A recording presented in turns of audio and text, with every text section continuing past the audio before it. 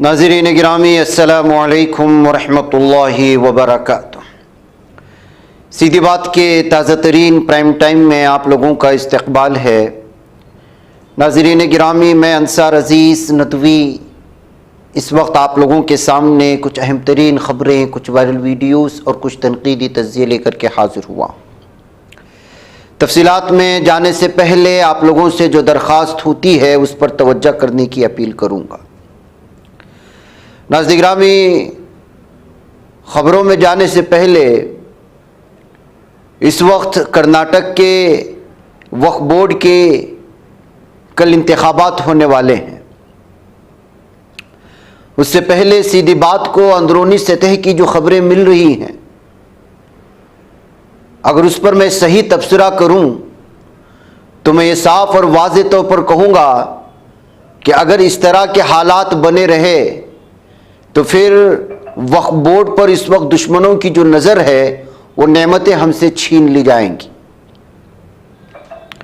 मैं बिलखुसूस मुतवल्लियान से, जिनके हाथों में इस वक्त वोटिंग करने का पूरा हक है, उनसे मैं बराह रास्त इस वक्त जो है मुखातब होना चाहता हूँ।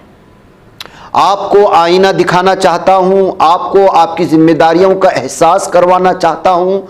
आपकी एक गलती, आपके लालच, आपके हिर्स की वजह से ज़िंदगी में भी, दुनिया में भी और मरने के बाद भी पूछे जाने वाले सवालात के बारे में आगाह करवाना चाहता हूँ। एक बात याद रखिएगा, आज वक्फ बोर्ड तरमीमी बिल के लिए मुस्लिम पर्सनल बोर्ड के होने वाले मुख्तलिफ जगहों पर कर्नाटक में इजलास हों या आइंदा होने वाले इजलास हों, या भारत में जिस तरह की सूरत हाल बनाई जा रही है, ये ऐसी ही मुसीबत सर पे नहीं पड़ी है।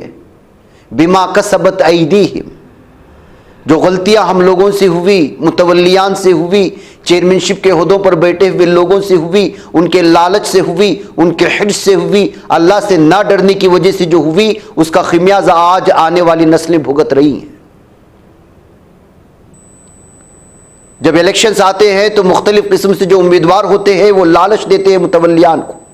पूरे कर्नाटक से जितने भी इस वक्त इनके हाथों में मुतवल्लियान हैं, उनको बुलाया जा रहा है, होटलों में रखा जा रहा है, उनको खिलवाया जा रहा है, उनको लालच दिया जा रहा है। इतना पैसा इसमें जो है लुटाया जा रहा है कि एक एमएलए के इलेक्शन में लुटाया नहीं जाता। भाई, ये कैसा लालच है? यहां कौम की खिदमत के नाम पर आ रहे हैं, अपना करोड़ों का पैसा उसके पीछे लगा रहे हैं और फिर उसके बाद जो है लोगों से वोट खरीद रहे हैं। ये वोट खरीदना भी हराम है। और जिस तरह लालच करके खिदमत के नाम पर अल्लाह को तो धोखा नहीं दे सकते आप सल्लल्लाहु अलैहि वसल्लम को तो धोखा नहीं दे सकते। हाँ, शायद मुसलमानों को धोखा दे लें, अपने मोहल्ले के लोगों को धोखा दे लें, लेकिन अल्लाह को तो धोखा नहीं दे सकते आप। क्या सूरत हाल और किस कदर बदकिस्मती की बात है हम लोगों की। एक तरफ दुश्मन पूरी तरह से इसके पीछे पड़ा हुआ है और दूसरी जानिब हमारी लालच, हमारा हिर्स इस कदर आगे बढ़ा हुआ है कि जो इसको ऐसा बना दिया गया है कि लगता है कि मुसलमानों के लिए यही इलेक्शन सबसे अहम है। पूरे देहातों से, मुख्तलिफ अजला से, मुख्तलिफ ताल्लुकात से जो खबरें मिल रही हैं, सर शर्म से झुक जाता है कि फ़लाँ आदमी फ़लाँ को फ़ोन कर रहा है, कह रहा है कि आपके लिए बेंगलुरु में ज़बरदस्त होटल बुक हुआ है, आप तशरीफ़ लाएं, रहें, खाएं, पिएं, वोट करें, चले जाएं। क्या ये किसी के बाप दादा की जागीर है?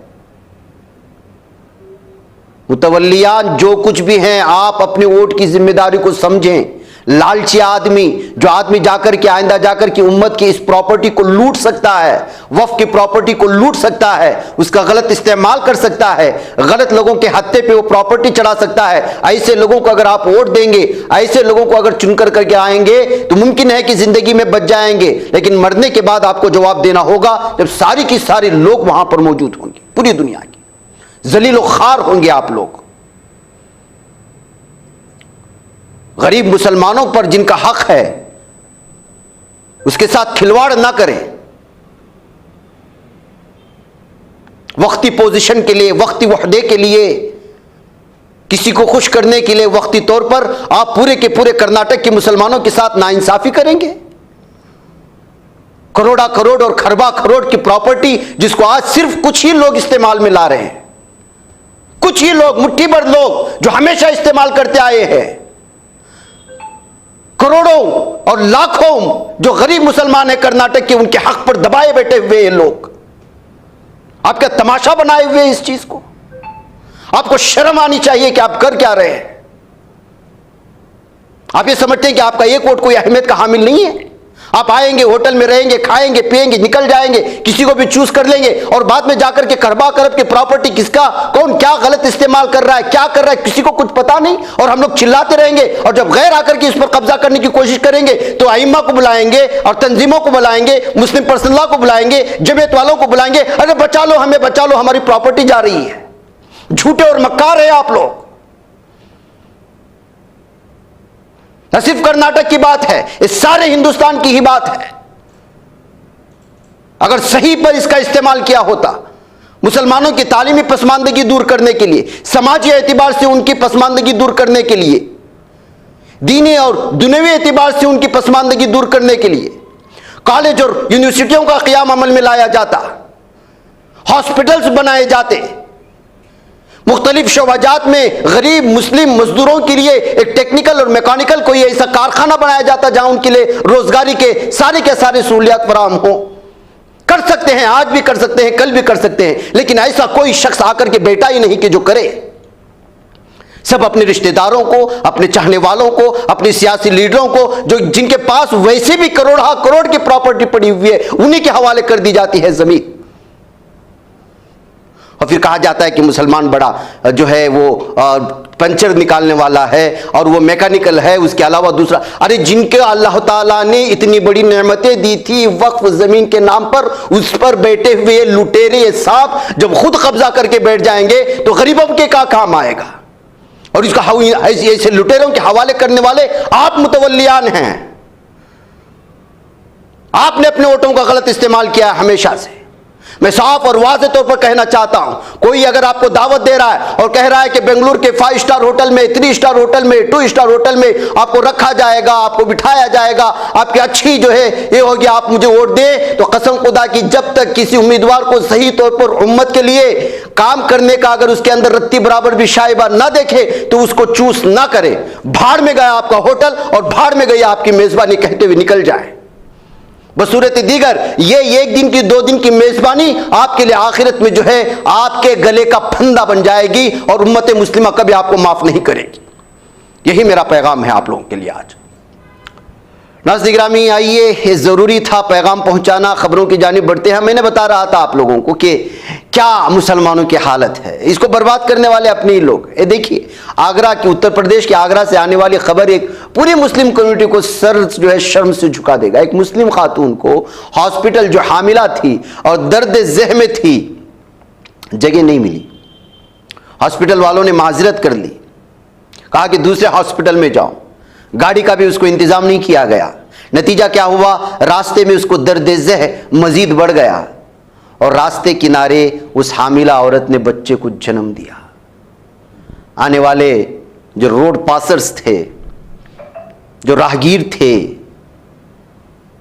उन्होंने उसको बेसिक मेडिकल भी जो है उसको देने से इनकार कर दिया गया था हॉस्पिटल से। लेकिन खवातीन ने जो है रास्ते में सूरत हाल।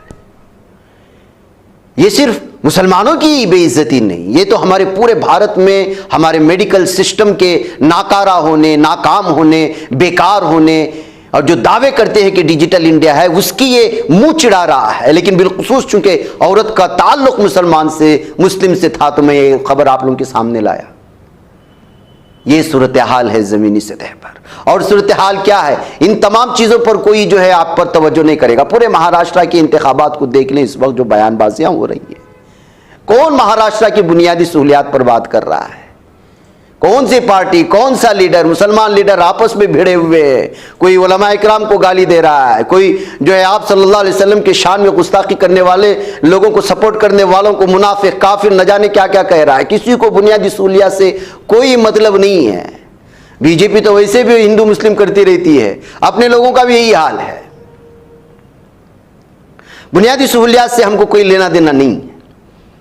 देखिए, एक खबर आई है इस वक्त, बेलडेंगा विलेज मुर्शिदाबाद में कार्तिक पूजा पिंडाल में अल्लाह ताला को तौहीन करने वाले लफ्ज ही लगा दिया गया है।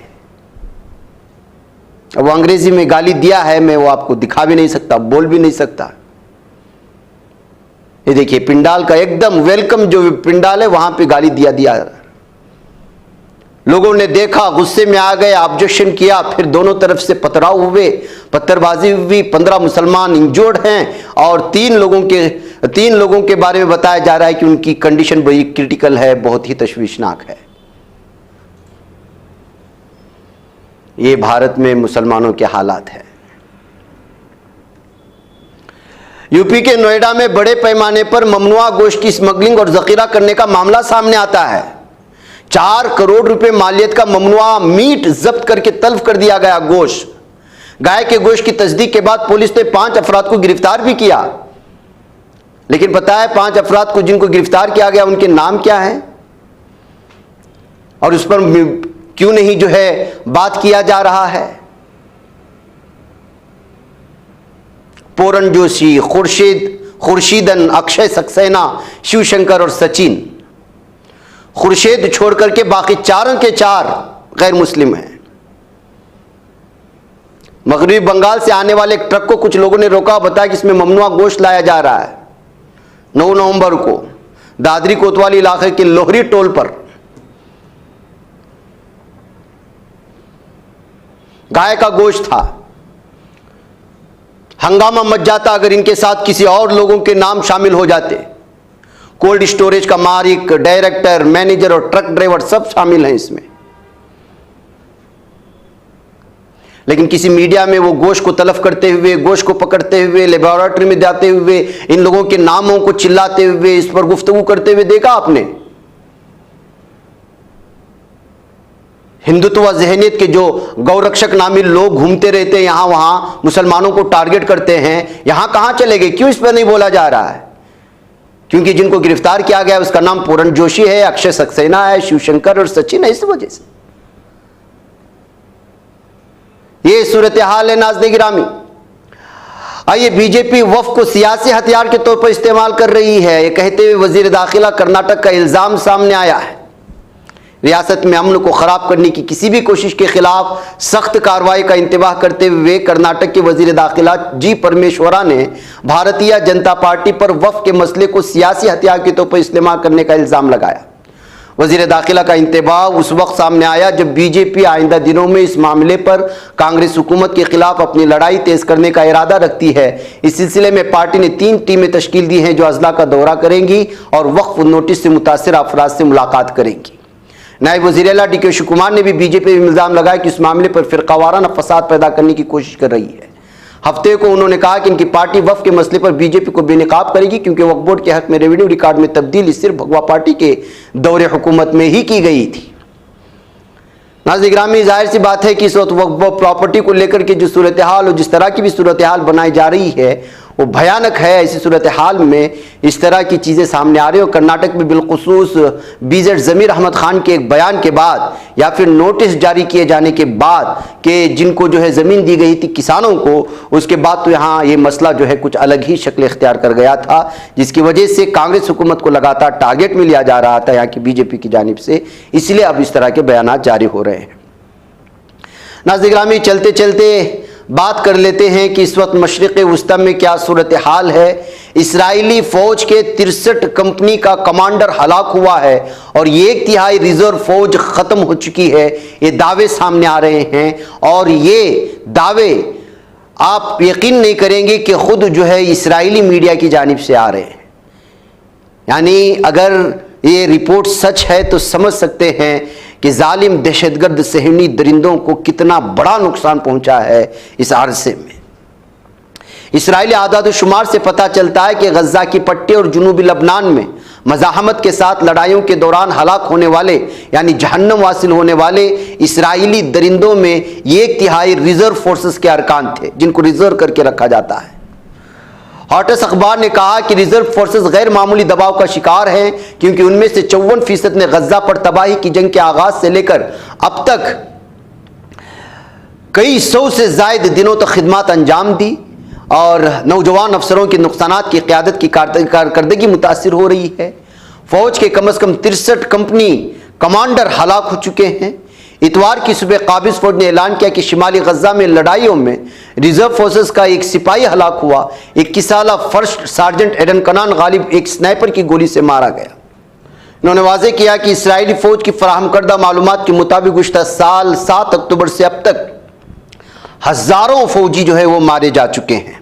तो नाज़रीन गिरामी, एक तरफ जहन्नम हासिल होने वाले सहनी दरिंदों की ये तफसीलात, वहीं पर इस्लामी तहरीक मज़ाहमत हमास के अस्करी विंग इज़्ज़ुद्दीन अल-क़स्साम शहीद ब्रिगेड की जानिब से गजा में दरअंदाजी करने वाली काबिज सहनी फौज और उसके टैंकों के खिलाफ मुज़ाहमत के 408वें रोज़ भी जारी रही और फिर यहाँ पर भी लगातार कई सहनी फौजियों को और अफसरों को जहन्नम हासिल करने के साथ साथ हज़ारों की तादाद में ज़ख्मी होने की खबरें और वो वीडियोस इस वक्त शेयर की जा रही हैं।